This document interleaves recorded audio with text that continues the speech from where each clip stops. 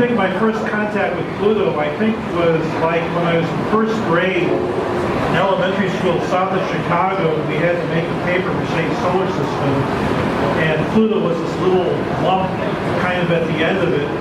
And I had no idea at the time, but I ended up having some fun exploring Pluto directly.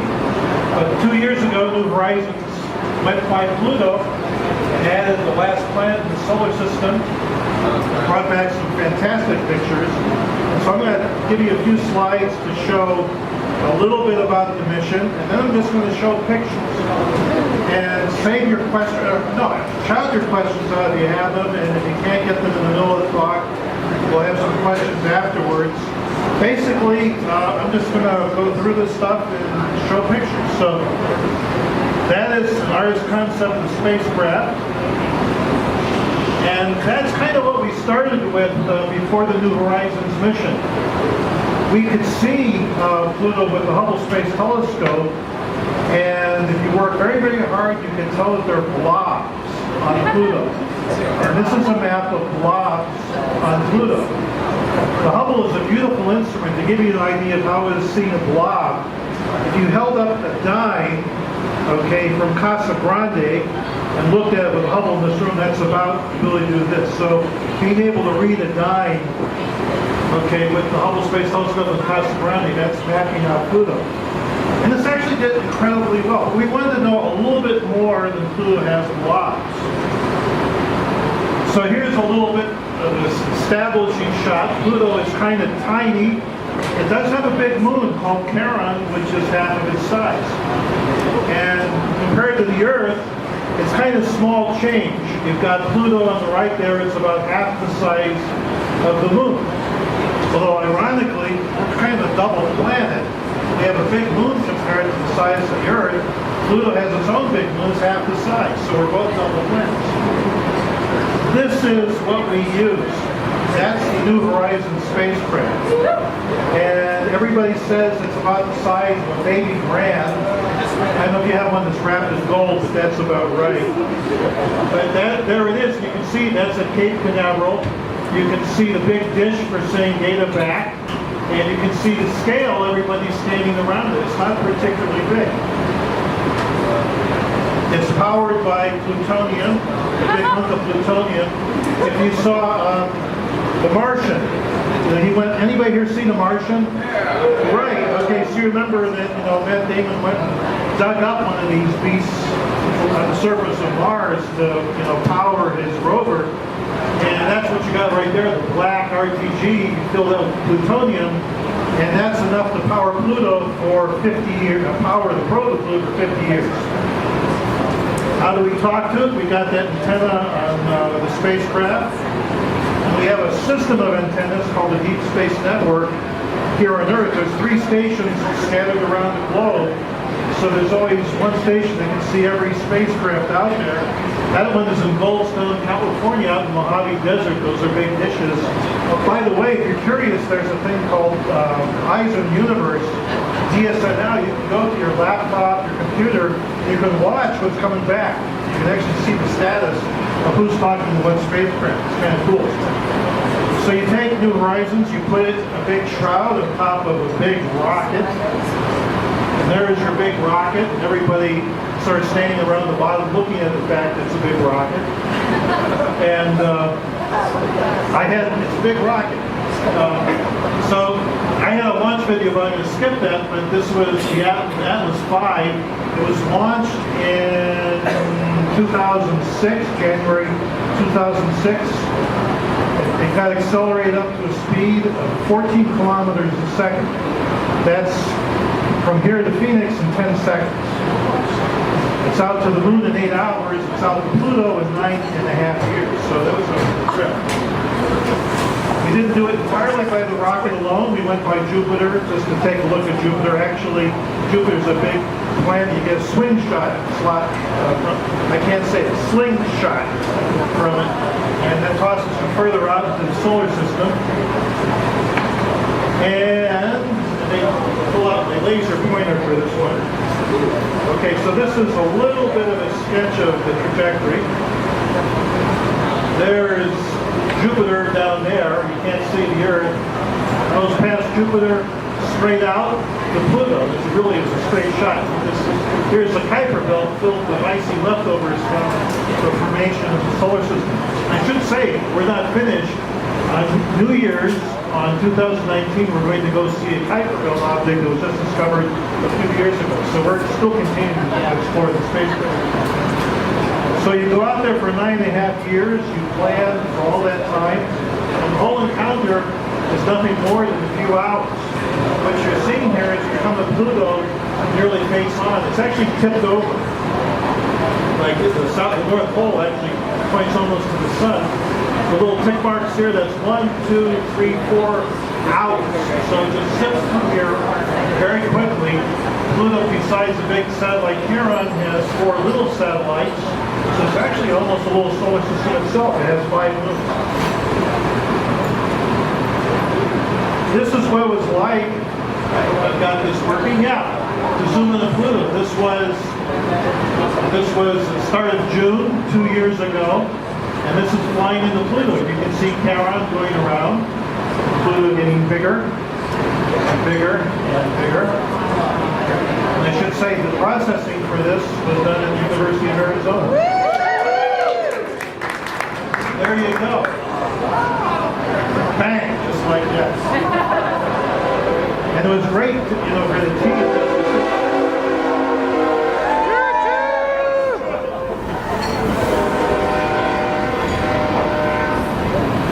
Yeah, we came barely into Pluto, kind of like a freight train.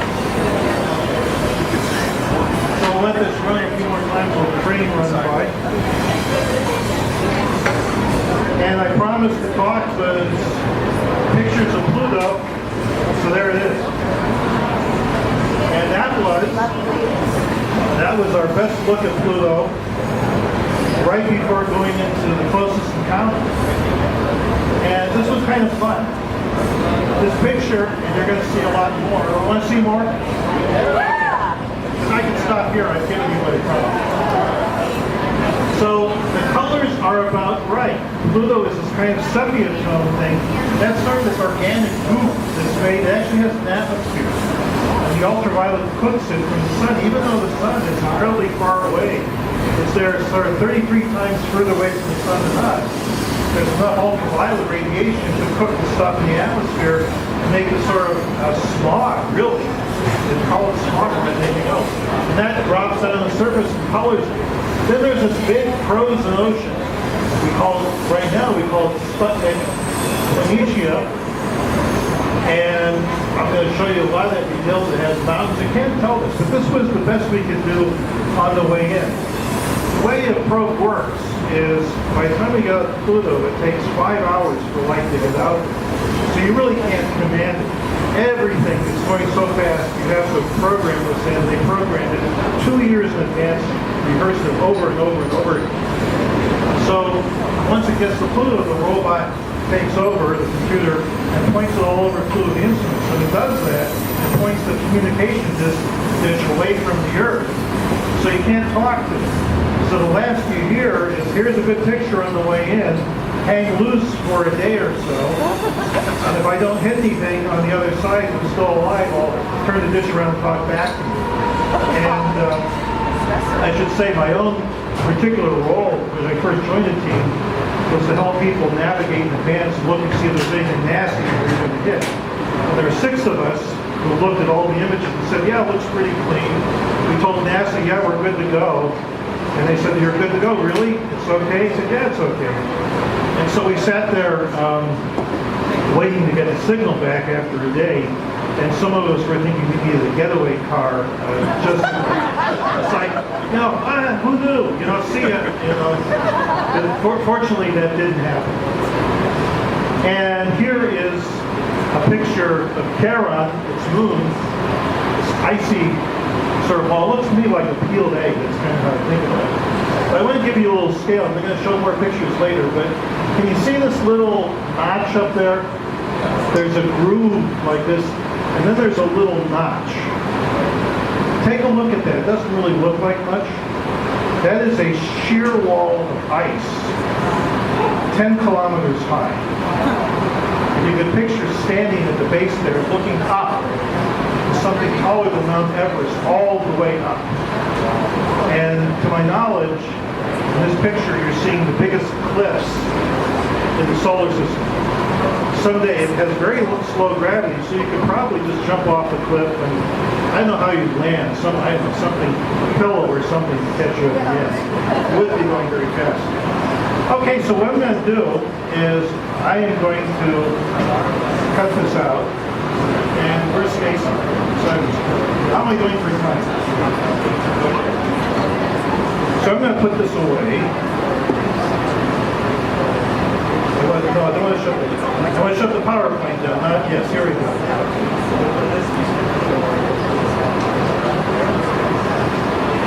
So this is one of the money shots. That is a full color, high resolution image of Pluto. The colors are exaggerated a little bit, but the hues are right. This, by the way, is, as I say, a high resolution image. So I can zoom it up a little bit, and that's what I'm going to do. Zoom, zoom, zoom, zoom, zoom, zoom, zoom. There you go. So I basically, I tell my friends, download this. You can get this on the web. Take a look, and you can spend an evening cruising over the surface of Pluto. Here's our Sputnik planet, the sea of frozen nitrogen. Let's go up here, and there's a bunch of things. So the thing that's neat about Pluto is it's an incredibly varied surface. There's markings and changes from place to place, terrain. If I go down over here, here's something that looks kind of lunar-like.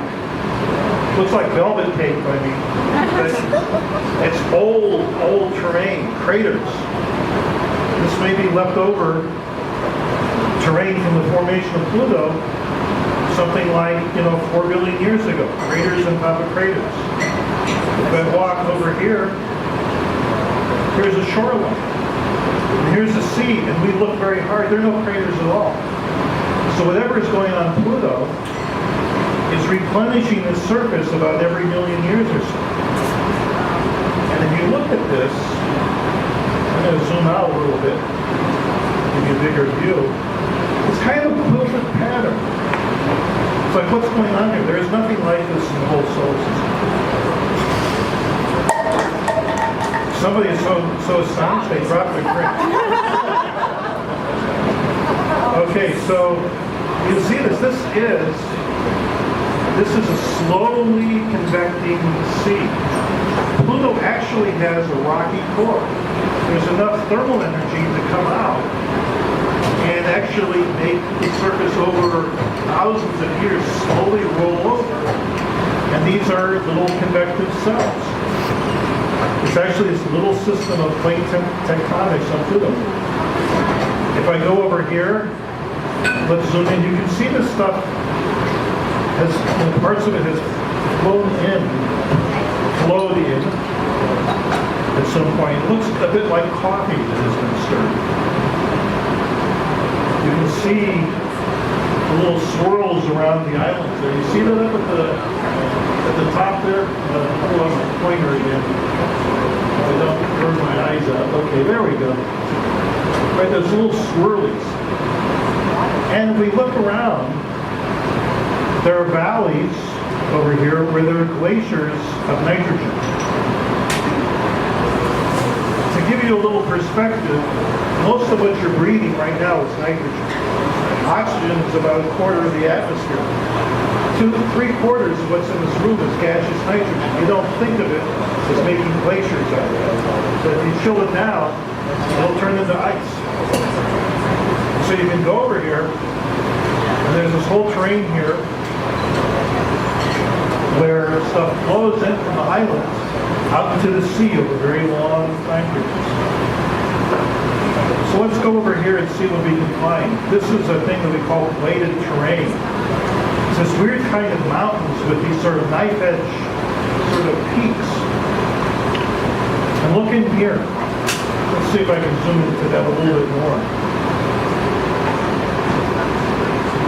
There's like a frozen lake there. If you look, you can see the shadows of the mountains.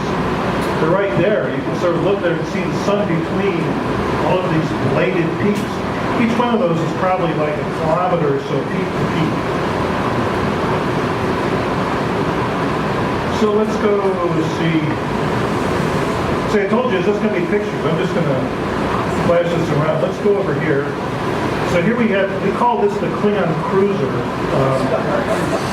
There are these islands, icebergs in the middle of the sea. This is some kind of, this is icebergs, this is frozen water. So to tell you a little bit more, if nitrogen serves as sort of water or ice or sort of slushy on Pluto, the rocks, the really hard stuff that makes the mountains, that's regular water frozen rock solid. On Pluto, it's only 44 degrees above absolute zero. It really is, water is really rock solid. So all of geology is water. That's icebergs, but frozen incredibly hard. So you go up here. Here is part of the place where it looks like the crust collapsed. These are mountains. Again, the relief here, if you walk between them, is several kilometers. There's a little pond of frozen nitrogen here. Let's go up a little bit more.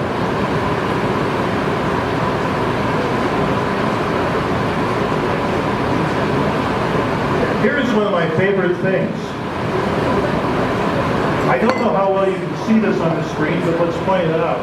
There is a crater here, and there is a long channel that comes out of it. Something liquid is actually moved over Pluto's surface and carved out this channel. And so the best idea was that Pluto's atmosphere comes and goes, it gets thicker and thinner, and at some point it was thick enough that nitrogen, rather than being frozen, could exist as liquid. So imagine a sort of river of liquid nitrogen flowing out of this crater. That's really the best explanation. In fact, if I sort of zip on down, let's go to this kind of fun. I feel like a tour guide screaming of candy. It's like over to your right. Over to your right is liquid nitrogen. To your left. So let's see if I can find, yes. Down here, we have what we call the alpine peaks. Those are mountains, again, of ice. You see they're covered with something that looks like snow and methane. So we have a lot of the things that we see on Earth. Yeah, there's another network of channels down here. They go all the way down to the bottom. I can't see it, I'll look somewhere else. Then there's this red organic stuff that is coated everywhere. Here's a little bit of network of fractures. Pluto, as it's cool, because it's made of water, the crust is actually expanded and ruptured. So you can see that, and I'm just going to zoom out a little bit. Yeah, here's some weird set of channels up here. Then we go up here, here's the North Pole. Okay, would you like to see more pictures? Okay, let's put this one away. Let's see what else I get here. Okay, yeah, this one is fun. Let's do this one. Full screen, okay. This is looking back at Pluto on the way past. And you can see the atmosphere with all this smog in it actually has a good layer of haze. And let's play the same trick here. Let's zoom up to this one.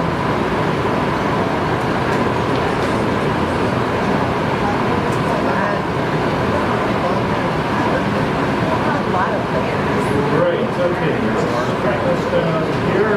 Right, okay.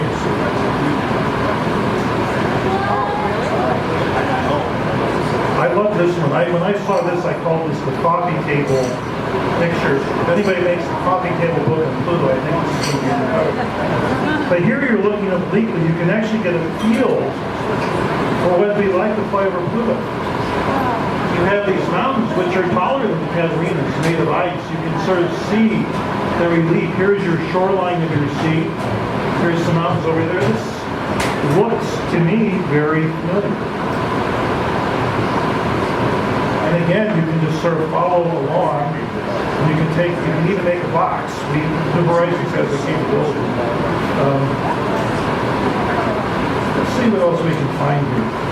Yeah, you can see, by the way, if you look closely, you can see that the hazy atmosphere is sort of stratified into these layers. Okay, so let's walk over here. This one's kind of fun down here. Let me zoom into this. See how well this comes out on the screen. This part right here, it's a little hard to see. The sun is going down or coming up. I don't know which one here in this part of Pluto.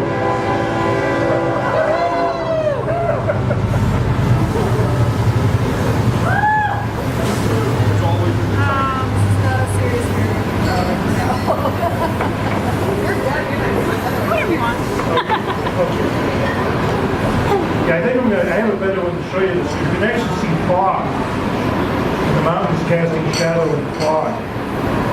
Okay, let's walk around here a little bit. There's my box. There's something here which I find absolutely amazing. And this is something, when I saw this, I could not believe it.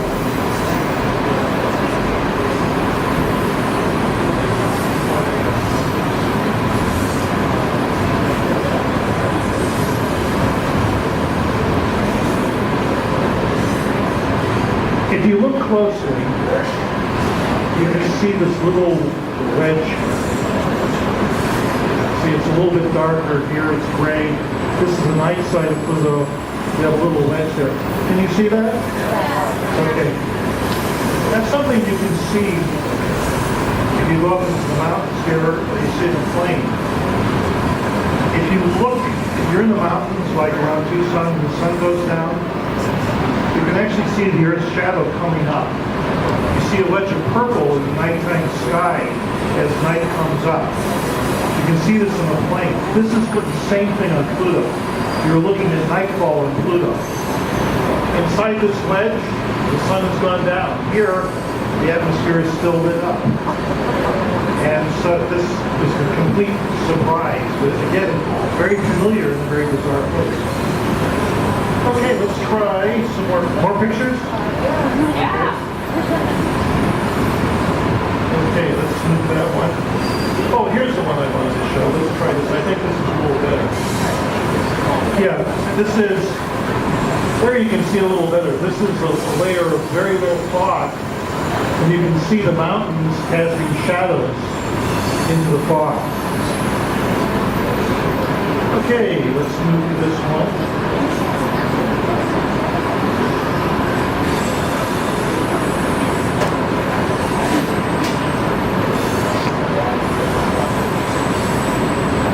This one's fun. I heard some moves and odds from this one. This one I'm not going to zoom around, but this one is just fun. This is real color. Pluto is actually, the haze is kind of a baby blue. And I have a spectacular example of that. Just a little bit. Let's put that away. What else do I have? Okay, that is, I'm going to show you, I'm going to tell you about that in a little bit. Okay, so this, I can't neglect Charon. Let's see Charon.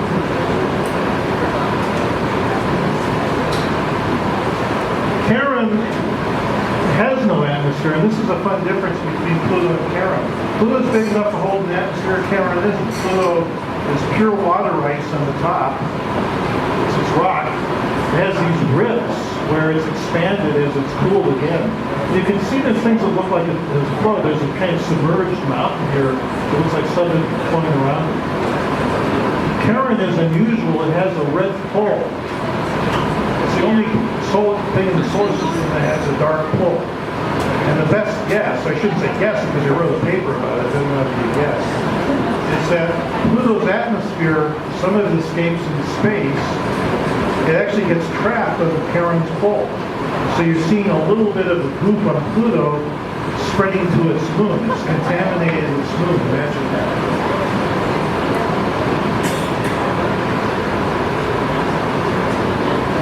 Okay, this one I hope is going to be fun.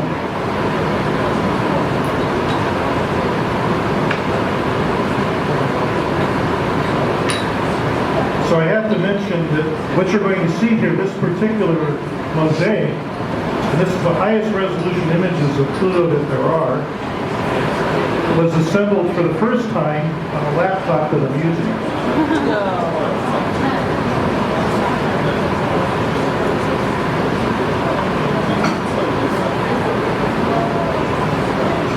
Let's come out just a little bit.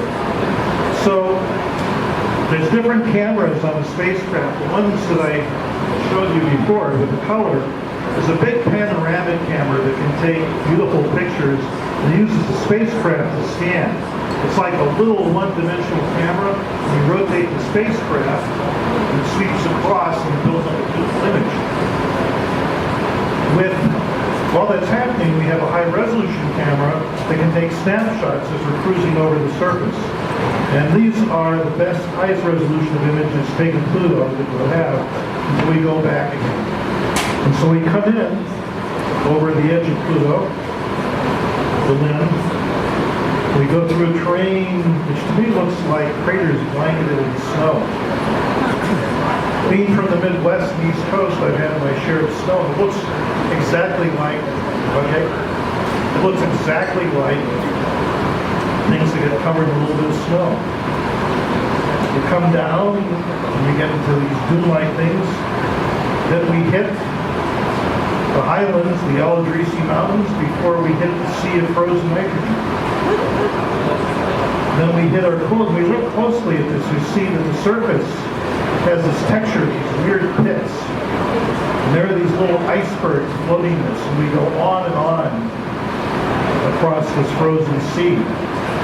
These little seams where it's being subducted into these little polygons, we call, where the ice is flowing down to be recycled. And on across the sea until the polygons disappear. We're left with a terrain we call imaginatively sandpaper, not as organized. And then we have these big pits, which we call bacilli, because it looks nothing more like E. coli cultured in a dish. And then the sea finally runs out, and we get back into the mountainous islands. And under the edge of this are what we think are volcanoes, perhaps, that contribute to some of the atmosphere. And so, there you go. Across Pluto in a few seconds. There's a YouTube video of this you can get. I put music on it if you're bored with what you're seeing. It has music. It's good. And I'm going to stop with this last departure shot. And this was looking back half a day after we flew past Pluto. And you can see it's a long exposure. You see actual stars. It's starry, starry sky. On the night side of Pluto, you see the sun has lit Pluto's atmosphere up this beautiful haze ring. There's smog. And over here is Charon without an atmosphere. And if you look closely, you see a little crescent. The sun is over here, a little crescent, but you also see some shading over here. That is light from Pluto, lighting up the night side of Charon. And so flying away, we're able to look at Charon by Pluto's shine. And this, by me, is just absolutely remarkable. And I think I've had there, let's take some questions.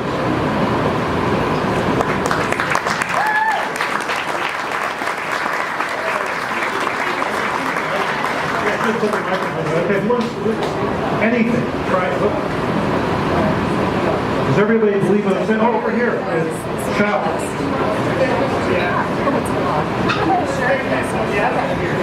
Well, the atmosphere, you can kind of see it there. It goes on a long way. So geometrically, it's hundreds of kilometers. In terms of its pressure, it's about 100,000 of Earth's pressure. So we would think it's a vacuum, but it's not a good vacuum. It's actually enough we can have winds. Anybody else?